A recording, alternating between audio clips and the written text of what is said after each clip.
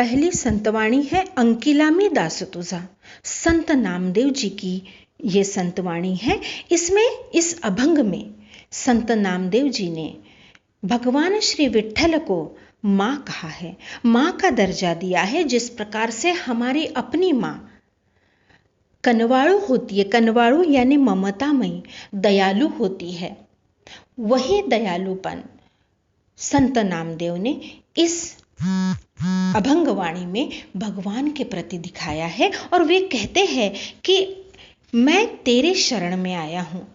और इसीलिए जब कोई व्यक्ति माँ के शरण में जाता है तो निश्चित रूप से उसका भला होता है।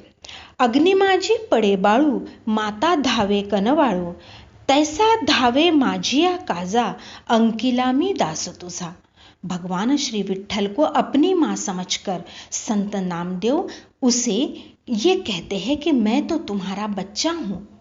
और विट्ठल रूपी माँ को वो ये कहते हैं कि उस माँ ने इस बच्चे को ममता से देखना है, ममता से प्यार करना है।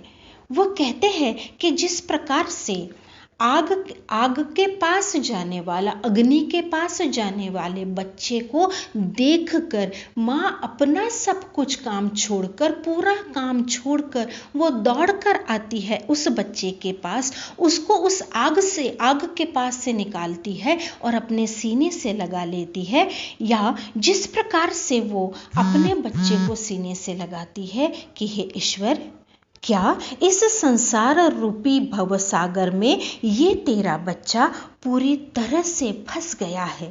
वो केवल तेरा परम भक्त है। वो अपने मन की बात, यानी संत नामदेव अपने मन की बात बताते हुए ये कहते हैं कि वो माँ जैसे अपने बच्चे के लिए दौड़ कर आती है। हे ईश्वर, मैं तो तेरे शरण में आया हूँ, तेरे आश्रय में आया हूँ। मैं तेरा दास हूँ, तेरा भक्त हूँ, तेरा सेवक हूँ। क्या तू मुझे एक माँ की तरह इन सारे संसार रूपी दुखों से, दरिद्रता से मुझे उबार कर बाहर सुखरूप नहीं लेकर जा सकता है? क्या तू मुझे बचा नहीं पा सकता है? क्योंकि तू तो मेरी माँ है और माँ अपने बच्चे के लिए बहुत कुछ कर सकती है। सवेची झेपावे पक्षिणी, पिली पडताची धरणी, भुकेले वत्सरावे, धेनु हंबरत जावे। जिस प्रकार से गाय का बछड़ा भूख से, प्यास से माँ माँ करता है, ये गाय कितनी भी दूर क्यों ना हो, वो दौड़ कर आती है और अपना दूध उसे पिलाती है, उसकी भूख भी मिटाती है, उसकी प्यास भी मिटाती है। और वो दौड़ कर आती है और उसे प्यार से बहुत सारा प्यार देती है। या जिस प्रकार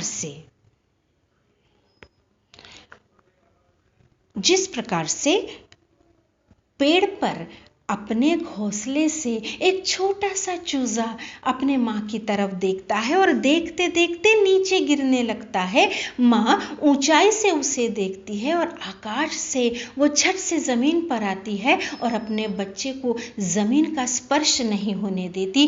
तुरंत उसे उठाकर फिर एक बार वो उस घोंसले में रखती है और उसकी सुरक्षा करती है। हे ईश्वर, तुम भी तो मेरी माँ हो। क्या तुम मुझे उस दुखों से उबार नहीं सकते हो? क्या तुम मुझे बहुत ही प्यार से अपने पास नहीं रख सकते हो? मुझे पता है उस पक्षिणी के तरह, उस गाय के तरह तुम भी मुझसे प्यार करते हो, जैसे वो माँ प्यार करती है। बस मुझे अपने शरण में ले लो। वणवा लागला सेवनी, पाडस चिंतित हरणी, नामा म्हणे मेघा जैसा, विनवी तो चातक जैसा। संत नामदेव यहाँ पर कहते हैं कि हे विठ्ठला, हे विठ्ठला, हे विठू माऊली, हे माँ, तुम तो बादल हो, पानी से भरे हुए बादल हो और वर्षा ऋतु में जो बादल गरजते हैं, जो बादल बरसते हैं, वो सभी की भूख और सभी की प्यास मिटाते हैं, नया जीवन देते हैं। और तुम्हारे पास तो बादल से भरे हुए कितने बादल हैं, पानी से भरे हुए, जिनमें केवल और केवल प्यार है। उस प्यार की वर्षा मुझ पर करो।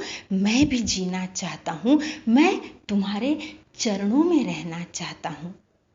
हे ईश्वर, मैं ये भी जानता हूँ कि जिस प्रकार से वन में आग लगती है और वो हिरनी जो है वो कितनी भी दूर क्यों ना हो, उसे चिंता होती है कि मेरा ये छोटा सा बच्चा उस आग में कहीं जल न जाए, वो दौड़ कर आती है। मुझे पता है मेरा दुख देखकर, मेरा दर्द देखकर, मेरा दर्द समझकर तुम भी वैसे ही दौड़ कर आओगे और मुझे अपनी शरण में ले लोगे, क्योंकि मैं चातक हूँ। बच्चों, चातक पक्षी, ये काल्पनिक पक्षी है और ये पक्षी हमेशा क्या करता है, कहते हैं कि ये केवल बरसात का पानी पीकर ही रहता है। तो संत नामदेव कहते हैं कि हे ईश्वर, तुम्हारी जो प्यार की वर्षा है वो अगर मुझ पर नहीं पड़ेगी तो मैं भी उस चातक पक्षी के जैसे जीवन के अंतिम समय तक केवल और केवल तुम्हारी आस के सहारे जीवित रहूंगा।